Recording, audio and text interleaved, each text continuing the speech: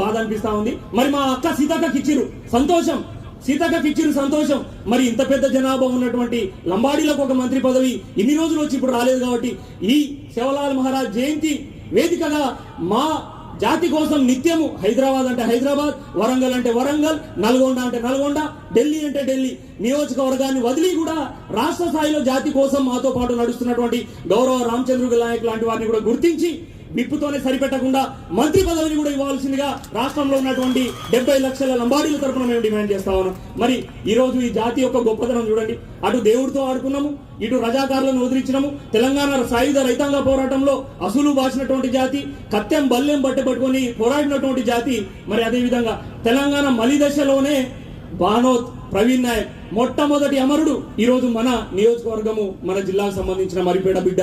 మరి చూడండి ఎక్కడ లేదు ఈ జాతి. మరి ఈ జాతి యొక్క తెగువ, పోరాటం, పటిమ, మాటలు కావచ్చు, చేతలు కావచ్చు, ప్రతి ఒక్కటి దేశానికి వెన్నుముకగా ఉన్నటువంటి జాతి అని చెప్పి ఎవరు చెప్పిర్రు?